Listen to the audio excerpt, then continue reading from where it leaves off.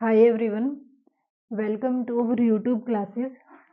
तो जैसे कि हमने 7th क्लास की हिस्ट्री के एनसीईआरटी शुरू कर रखी है और हमारा ये सेकंड चैप्टर हाफ हमने कल कवर कर लिया था और हाफ हम आज कवर करेंगे। तो आज का जो हमारा टॉपिक है वो है धन के लिए युद्ध, यानी कि जो राजा होते थे वो अधिक से अधिक धन प्राप्त करने के लिए, ज्यादा से ज्यादा धन संपदा इकट्ठा करने के लिए किया करते थे, तो वो युद्ध करते थे। ठीक है, ज्यादा से ज्यादा क्या करने के लिए, धन इकट्ठा करने के लिए वो क्या करते, ज्यादा से ज्यादा क्या है, धन इकट्ठा करने के लिए वो क्या करते थे, ज्यादा से ज्यादा धन इकट्ठा करने के लिए वो युद्ध किया करते थे। तो वो युद्ध क्या थे, ठीक है, कि किस तरह का उनका सिस्टम था। तो इसमें क्या है,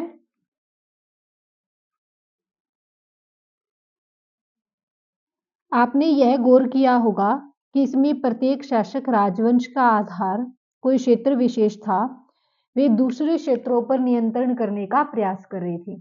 यानी कि हर एक राजा जो था वो क्या सोच रहा था कि वो कैसे किसी दूसरे के क्षेत्र के ऊपर मतलब अधिग्रहण कर ले उस क्षेत्र को। एक विशेष रूप से वांछनीय क्षेत्र था गंगा घाटी में कन्नौज नगर, गुज्जर प्रतिहार और राष्ट्रकूट। पाल वंशों के शासक सदियों तक कन्नौज के ऊपर नियंत्रण को लेकर आपस में लड़ते रहे। चूंकि इस लंबी चली लड़ाई में 3 पक्ष शामिल थे, जिसके कारण इतिहासकारों ने इसे क्या नाम दिए, त्रिपक्षीय संघर्ष नाम दिए। ये सीटेट के अंदर क्वेश्चन पूछा गया है कि त्रिपक्षीय संघर्ष क्या था। जो संघर्ष किनके मध्य में हुआ था, गुज्जर प्रतिहार, राष्ट्रकूट और पाल वंश के मध्य में जो युद्ध हुआ था उसे त्रिपक्षीय संघर्ष कहा जाता है। शासकों ने बड़े मंदिरों का निर्माण करवाकर अपनी सत्ता और संसाधनों का प्रदर्शन करने का प्रयास किया। इसलिए जब वे एक दूसरे के राज्यों पर आक्रमण करते थे तो मंदिरों को भी अपना निशाना बनाते थे, जो कभी कभी बहुत संपन्न होते थे। यानी इसके अंदर क्या होता था कि जब राजा है, जब वो एक दूसरे के राज्यों के ऊपर हमला कर रहे हैं, तो उन्होंने हमला करने के दौरान क्या किया था, वहां का जो धन संपदा है, जैसे उस समय में क्या है, मंदिरों के अंदर सबसे ज्यादा धन संपदा थी, तो उन्होंने मंदिरों को भी अपना केंद्र बनाया था। वो मंदिरों को भी क्या है, लूटा करते थे। ठीक है, ये इसके अंदर बता रखा है। अफगानिस्तान के गजनी का सुल्तान मोहम्मद ऐसे शासकों में से सबसे प्रसिद्ध है, जिसमें 1997 से 1030 तक शासन किया और अपने नियंत्रण का विस्तार मध्य एशिया के भागों, ईरान और उपमहाद्वीप के उत्तर पश्चिमी हिस्से तक किया। वह लगभग हर साल उपमहाद्वीप पर हमला करता था। उसका निशान थे संपन्न मंदिर। वो कहाँ पर निशाना लगाता था, जो संपन्न बड़े बड़े मंदिर है, जिसमें गुजरात का सोमनाथ मंदिर महमूद को धन उठा ले गया था। महमूद जो धन उठा ले गया था उसका बहुत बड़ा हिस्सा गजनी में एक वैभवशाली राजधानी के निर्माण में खर्च हुआ था। सुल्तान महमूद अपने द्वारा जीते गए लोगों के बारे में भी कई बातें जताना चाहता था और उसने अल बुर्न नामक एक विद्वान को उस उपमहाद्वीप का लेखा जोखा लिखने का काम सौंपा। अरबी में लिखी गई उनकी कृति किताब उल हिंद, ये ध्यान में रखना, यहाँ पर क्वेश्चन इंपॉर्टेंट है। किताब उल हिंद जो है ये किसने लिखी थी, अल बुर्नी के द्वारा लिखी गई। कौन सी भाषा के अंदर लिखी गई थी, तो अरबी भाषा के अंदर लिखी गई थी। इस प्रकार के जो पॉइंट होते हैं वो ही सीटेट के अंदर पूछे जाते हैं। तो आप इस बात को ध्यान से देख लेना कि कैसे की जो बात बताई, कौन सी बात बताई जा रही है। जो बात आपको कहा जाता है कि अंडरलाइन करो इस बात को, ये इंपॉर्टेंट है, तो उसको अंडरलाइन कर लिया करो साथ के साथ ही। ठीक है, ऐसे नहीं है कि यूं ही आपको बातें बताई जा रही है, हवा में बातें नहीं होती हैं ये। अल बुर्नी ने इसे तैयार करने के लिए संस्कृत के विद्वानों से परामर्श किया। युद्ध करने वाले दूसरे राजाओं में चहावान भी थे, जो बाद में चौहान के नाम से जाने गए थे। वे दिल्ली और अजमेर के आसपास के क्षेत्र पर शासन करते थे। उन्होंने पश्चिम और यूरोप की ओर अपने नियंत्रण क्षेत्र का विस्तार करना चाहा, जहां उन्हें गुजरात के चालुक्य और पश्चिम उत्तर प्रदेश के गहड वालों से टक्कर लेनी पड़ी थी। चाहवानों का सबसे प्रसिद्ध शासन पृथ्वीराज तृतीय है, जिसने 1168 से 1192 के बीच में शासन किया था, जिसमें सुल्तान मोहम्मद गोरी नामक अफगान शासन को 1191 में हराया, लेकिन दूसरे ही साल 1192 में उसके हाथों वो हार भी गया था। यहाँ पर एक मीनिंग दे रखा है, देखो सुल्तान क्या है, ये अरबी भाषा का वर्ड है जिसका मीनिंग क्या होता है, शासक, यानी कि किसी के ऊपर शासन करना, ठीक है, अपना अधिकार जमा लेना किसी के ऊपर, तो ये वर्ड है यहाँ पर। नेक्स्ट देखो इसमें, अब ये यहाँ पर देखो क्या बता रखा है,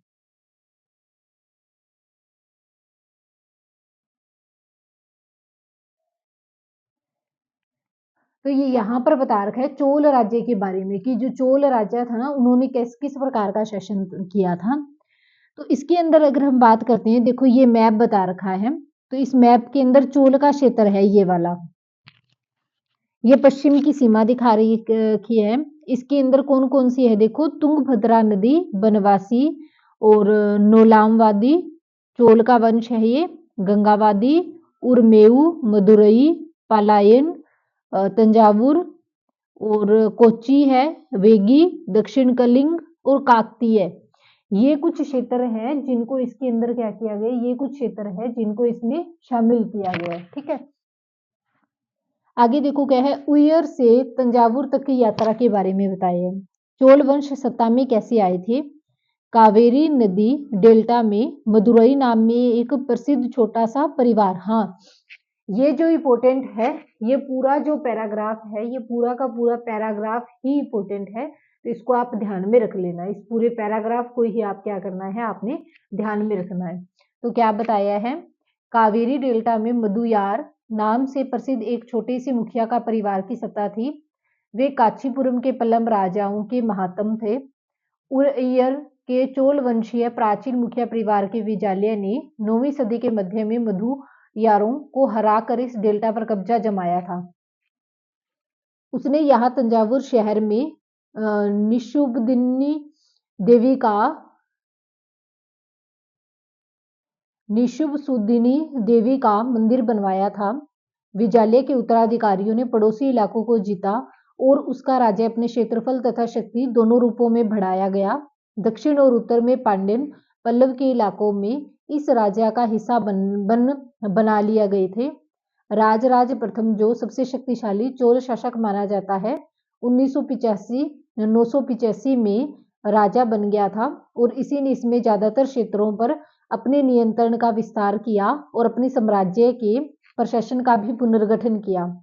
राजराज के पुत्र राजेंद्र प्रथम ने अपनी नीतियों को जारी रखा और उसने गंगा घाटी, श्रीलंका, दक्षिण पूर्व एशिया के देशों पर हमला किया। इन अभियानों में मतलब भी जो पहले से इनका वर्णन है, अगर हम बताएं इनके अंदर, जैसे ये एक जो तंजावुर है, उय्यूर और ये क्या है तंजावुर जो है, इनकी यात्रा का वर्णन किया है और ऊपर इन्होंने ये बताया इस मैप के अंदर कि जो चोल वंश है, इस चोल वंश के अंदर कौन कौन से शासक हैं, यानी कि किन किन को इसके अंदर कवर किया गया है, सिर्फ यही पॉइंट बता रखा है। अब नेक्स्ट देखो इसके अंदर क्या बता रखा है, भव्य मंदिर और कांस्य मूर्ति कला, यानी कि उस टाइम के अंदर बड़े ही आकर्षक मंदिर बनाए गए थे और उन आकर्षक मंदिरों के अंदर क्या किया गया था, कांस्य की बड़ी बड़ी मूर्तियां बनाकर रखी गई थी गर्भगृह के अंदर, ये बताया इसमें। राजराज और राजेंद्र प्रथम के द्वारा बनवाए गए तंजावुर और क्या है, गगईकोट चोलपुरम के बड़े मंदिर स्थापत्य और मूर्तिकला की दृष्टि से एक चमत्कार है। चोल अक्सर अपने आसपास विकसित होने वाली बस्तियों के केंद्र बन गए थे। ये शिल्प उत्पादन के केंद्र थे। ये मंदिर शासकों और अन्य लोगों के द्वारा दी गई भूमि से भी संपन्न हो गए थे। इस भूमि की उपज उन सारे विशेषज्ञों का निर्वहन करने में खर्च होती थी जो मंदिर के आसपास रहते और उनके लिए काम करते थे। पुरोहित, मालाकार और बावर्ची, महंतर, ये जो वहां पर काम करने वाले जो अधिकारी थे ना, उनके बारे में बताया। और इस प्रकार के मंदिर ही हमें कहाँ पर देखने को मिलते हैं, ये दक्षिण में इस प्रकार के मंदिर देखने को मिलते हैं, ठीक है। और नेक्स्ट देखो इसमें क्या बताया है, कौन कौन से काम करते थे, ये संगीतकार, नर्तक इत्यादि है। दूसरे शब्दों में मंदिर सिर्फ पूजा आराधना के स्थान नहीं थे, वे आर्थिक, सामाजिक और सांस्कृतिक जीवन के केंद्र भी थे। मंदिर के साथ में जुड़े हुए शिल्पों में सबसे विशिष्ट था कांस्य प्रतिमाएं बनाने का काम, यानी कि सबसे फेमस जो काम था ना, वो कांस्य से मूर्तियां बनाना ही था। चोल कांस्य प्रतिमाएं संसार की सबसे उत्कृष्ट कांस्य प्रतिमाओं में गिनी जाती है, यानी कि जो चोल के टाइम के अंदर जो कांस्य की प्रतिमाएं बनाई गई थी वो सबसे फेमस प्रतिमाएं मानी जाती हैं। ज्यादातर प्रतिमाएं क्या है, देवी और देवताओं की ही थी, लेकिन कुछ प्रतिमाएं भक्तों की भी बनाई गई थी। और सिंचाई यानी कि कुछ देवी देवताओं की थी, कुछ उनके जो भक्त हुआ करते थे उनकी मूर्तियां बनाई गई थी। सिंचाई और कृषि की क्या रिसोर्सेस हैं। चोलों की कई उपलब्धियां कृषि में हुए नए विकासों के माध्यम से संभव हुई। और क्या है, कावेरी नदी बंगाल की खाड़ी में मिलने से पहले कई छोटी छोटी शाखाओं में बंट जाती है। ये आप ज्योग्राफी में पढ़ोगे पूरा नदी तंत्र। ये शाखाएं बार बार पानी उछलती हैं, जिससे किनारों पर उपजाऊ मिट्टी जमा होती रहती है। शाखाओं का पानी कृषि विशेषज्ञ चावल की खेती के लिए आवश्यक आर्द्रता भी मुहैया करवाता है। हालांकि तमिलनाडु के दूसरे हिस्से में कृषि पहले से ही विकसित हो चुकी थी, पर 5वीं या फिर 6ठी सदी में आकर ही इस इलाके में बड़े पैमाने पर खेती शुरू हो पाई। कुछ इलाकों में जंगलों को साफ किया जाना था और कुछ दूसरे इलाकों में जमीन को समतल किया जाना था। डेल्टा क्षेत्रों में बाढ़ को रोकने के लिए तटबंध बनाए जाने थे और पानी को खेतों तक ले जाने के लिए नहरों का निर्माण होना था। कई क्षेत्रों में एक साल में 2 फसलें उगाई जाती थी, यानी कि नहर जो थे, नहरों को खेतों तक क्या है, यानी कि जो पानी था तटबंध का, जो बाढ़ का पानी था, उसको अपने खेतों तक लाने के लिए उन्होंने किस टेक्नोलॉजी का विकास किया, तो उन्होंने नहरें बनाई, छोटी छोटी नहरें निकालनी शुरू कर दी थी। उनसे नहरों से क्या हुआ कि उन नहरों के थ्रू क्या होता था, तटबंध का जो पानी था वो अपने खेतों तक लाते थे और फिर उसी पानी के थ्रू वो क्या करते थे, खेतों के अंदर सिंचाई कर लिया करते थे। ठीक है, नेक्स्ट टॉपिक देखो क्या है। कई जगहों पर फसलों की सिंचाई कृत्रिम रूप से करना जरूरी था, यानी कि जहां पर हमें प्राकृतिक रूप से वर्षा कम होती थी तो वहां पर हमें क्या है, मानव निर्मित औजार लगाने पड़ते थे सिंचाई करने के लिए, ताकि वहां पर भी अच्छी खेती बाड़ी हो सके। सिंचाई के लिए कई पद्धतियां अपनाई जाती थी। कुछ इलाकों में कुएं खोदे गए और कुछ अन्य जगहों में बारिश के पानी को इकट्ठा करने के लिए विशाल सरोवर बनाए गए। स्मरण रहे कि सिंचाई के काम में योजना की जरूरत होती है, जैसे श्रम और संसाधनों को व्यवस्थित करना, इन कामों की देख रेख करना और यह तय करना कि पानी का बंटवारा कैसे किया जाए। ज्यादातर नए शासकों को साथ ही साथ गांवों में रहने वाले लोगों ने भी इन गतिविधियों में सक्रिय रूप से दिलचस्पी दिखाई थी, यानी कि जो शासक थे इनके साथ साथ में जो गांव के लोग थे ना, वो भी इस काम को करने में उनका साथ दे रहे थे। नेक्स्ट देखो इसमें क्या है, साम्राज्य का प्रशासन, यानी कि जो ये साम्राज्य थे वहां का लोक प्रशासन व्यवस्था जो थी वो कैसी थी। प्रशासन किस प्रकार संगठित था। किसानों की बस्तियां, उर क्या होता है ये ध्यान में रखना, उर क्या होता है, किसानों की बस्तियों को कहा जाता है। संचित कृषि के साथ में बहुत समृद्ध हो गई थी। इस तरह के गांवों के समूह को क्या कहा जाता है, नाडू कहा जाता है। ग्राम परिषद और नाडू न्याय करने और कर वसूलने जैसे कई प्रशासकीय कार्य करते थे। वेलार जाति के धनी किसानों को केंद्रीय चोल सरकार की देखरेख में नाडू के कामकाज में अच्छा खासा नियंत्रण हासिल था। उसमें कई धनी भूस्वामियों को चोल राजाओं ने समान रूप से मुद्वेदल, यानी कि 3 राजाओं को अपनी सेवाएं प्रदान करने वाला क्या है, बेलन या फिर किसान। ठीक है, और अय्यर क्या होता है, प्रधान होता है, जैसी उपाधियां दी थी। उन्हें केंद्र में महत्वपूर्ण राजकीय पद भी सौंप दिए थे, यानी कि इन पदों के अलावा भी उनको कुछ महत्वपूर्ण पद और भी क्या है, इन पदों के अलावा क्या किया गया था, कुछ महत्वपूर्ण पद और भी दिए गए थे। नेक्स्ट क्या है, हमने देखा कि ब्राह्मणों को समय समय पर भूमि अनुदान या फिर ब्रह्मदेव प्राप्त हुआ था। परिणाम स्वरूप क्या होता था, ब्रह्मदेव जो भूमि दान में दी गई है। परिणाम स्वरूप कावेरी घाटी और दक्षिण भारत के दूसरे हिस्सों में ढेरों ब्राह्मण बस्तियां अस्तित्व में आई थी। प्रत्येक ब्रह्मदेव की देखरेख प्रमुख ब्राह्मण भूस्वामियों की एक सभा के द्वारा की जाती थी। ये सभाएं बहुत कुशलता पूर्वक काम करती थी। इनके निर्णय शिलालेखों में प्राय मंदिरों की पत्थरों की दीवारों पर ब्यौरेवार दर्ज किए गए हैं। नगरम के नाम से ज्ञात व्यापारियों के संघ भी अक्सर शहरों में ही प्रशासनिक कार्य, ये नगरम क्या होता है, व्यापारियों का संघ होता है। तमिलनाडु के चिंगलपुट जिले के उत्तर मेरू से प्राप्त अभिलेखों में इस बात का सविस्तार वर्णन किया गया है कि ब्राह्मणों की सभा का संगठन कैसा था।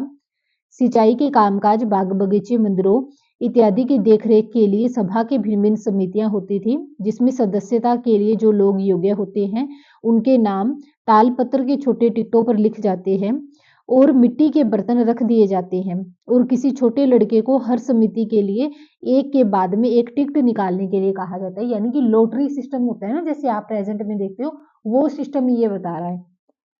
अब ये कहता है भूमि के प्रकार, यानी कि भूमि किस प्रकार की होती थी। चोल अभिलेखों में भूमि की भिन्न भिन्न कोटियों का वर्णन किया गया है। वेलन वगई क्या होता है, गैर ब्राह्मण किसान भूमि का जो स्वामी होता है। ब्रह्मदेव जो ब्राह्मणों को उपहार में दी गई भूमि होती है। शाला भोग क्या होता है, किसी विद्यालय के रख रखाव की भूमि। देवदान और तिरुटुमकनी भूमि जो होती है मंदिरों को उपहार में दी जाती है। पल्ली पंचनम क्या होती है, जो जैन संस्थानों को भूमि दी जाती है। और जो ये क्या है, वेलन वलगई जो होती है, जो गैर ब्राह्मण जो किसान होते हैं ना, गैर जो ब्राह्मण किसान, एक तो ब्राह्मण होते हैं और एक जो ब्राह्मण नहीं है, तो ये उनको दी जाती थी ये भूमि।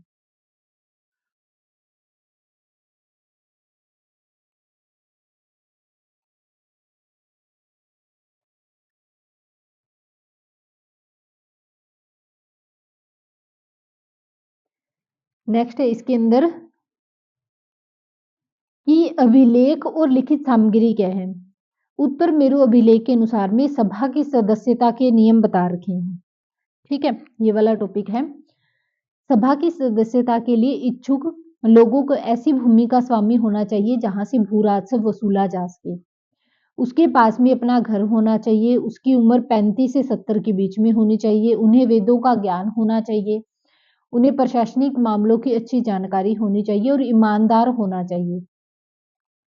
यदि कोई पिछले 3 सालों में किसी भी समिति का सदस्य रहा हो तो वह किसी और समिति का सदस्य नहीं बन सकता है। जिसने अपने या अपने संबंधियों के खाते जमा नहीं करवाई है वह चुनाव नहीं लड़ सकता है। अभिलेखों में राजाओं और शक्ति संपन्न पुरुषों के बारे में भी जानकारी मिलती है, लेकिन यह जानना खासा मुश्किल है कि साधारण मर्दों और औरतों का जीवन इन राज्यों में कैसा था। 12वीं शताब्दी के तमिल कृति पेरिया पूर्णम के एक उदाहरण दिया गया है। ये अंडियूर के सहरदरों पर फूस की पुरानी छाजनों वाली छोटी छोटी झोंपड़ियों से आटा पड़ा पुलाया। ये इसमें एक एज ए स्टोरी दे रखी है, तो ये पढ़ने की कोई जरूरत नहीं है। इस प्रकार की चीजें जो है, इस प्रकार की चीजें सीटेट एग्जाम में नहीं पूछी जाती है, तो ये करने की आपको कोई जरूरत नहीं है। अब इसमें देखो तांग वंश का युग चिन्ह। हाँ, इसमें देखो बीज शब्द कहाँ है। अच्छा, ये नेक्स्ट पेज पे आएंगे। ये क्या है, तांग वंश के युग का चीन कैसा था। चीन में तांग राजवंश के तहत में एक साम्राज्य स्थापित हुआ जो लगभग 300 वर्षों तक शासन किया था, 7वीं से 10वीं शताब्दी के बीच में। इनकी राजधानी शियान दुनिया के सबसे बड़े नगरों में से एक थी, जहां पर तुर्की, ईरान, भारतीय, जापानी, कोरियाई आया जाया करते थे। कहां पर आते थे, शियान के अंदर। तांग साम्राज्य परीक्षा के माध्यम से नियुक्ति की गई नौकरशाही के द्वारा प्रशिक्षित होता था। इन परीक्षाओं में हर इच्छुक व्यक्ति बैठ सकता था। अधिकारियों के चयन की यह व्यवस्था कुछ बदलावों के साथ में 1911 तक कायम रही थी। यानी कि ये क्या करवाते थे, नौकरशाही की नियुक्ति करने के लिए परीक्षा करवाते थे और उसके अंदर कोई भी व्यक्ति बैठ सकता था जो एलिजिबल है उसके लिए। और ये व्यवस्था हमें 1911 तक रेगुलरली देखने को मिलती है। अब इसके अंदर एक नेक्स्ट टॉपिक लास्ट रह गया हमारा, बीज शब्द। सामंत हमने बता दिया था, अलग अलग सामंती व्यवस्था होती थी। गांवों को छोटे छोटे सामंतों में डिवाइड कर दिया जाता था। मंदिर देखा आपने, नाडू देखा क्या होता है, ग्रामीणों का समूह होता है, नगरों का समूह होता है, जैसे व्यापारियों का समूह होता है। ठीक है, और क्या होता है, सभा क्या होती है, जब वो इकट्ठे मिलजुल कर कार्य करते हैं। तो ये हमारा चैप्टर कंप्लीट हो चुका है और कल हम ये नेक्स्ट जो चैप्टर है, थर्ड चैप्टर, दिल्ली के अंदर जो सल्तनत थे उनके बारे में डिस्कस करेंगे कल की क्लास में। और आज की हमारी जो क्लास है वो इतनी ही है। कल नेक्स्ट टॉपिक, न्यू टॉपिक जो है वो शुरू करेंगे हम। और अगर आपको क्लासेस जो है वो अच्छे ढंग से समझ में आ रही है और हमारे एग्जाम का टाइम भी बिल्कुल मतलब पास आता जा रहा है धीरे धीरे करके, तो उम्मीद है कि हमारी क्लासेस की जरिए आपकी जो मतलब जो तैयारी है वो अच्छे ढंग से चल रही होगी। तो उसके लिए बने रहिए हमारे चैनल के ऊपर, ज़्यादा से ज़्यादा लाइक करें, चैनल को शेयर करें, चैनल को सपोर्ट करें। Okay, thank you.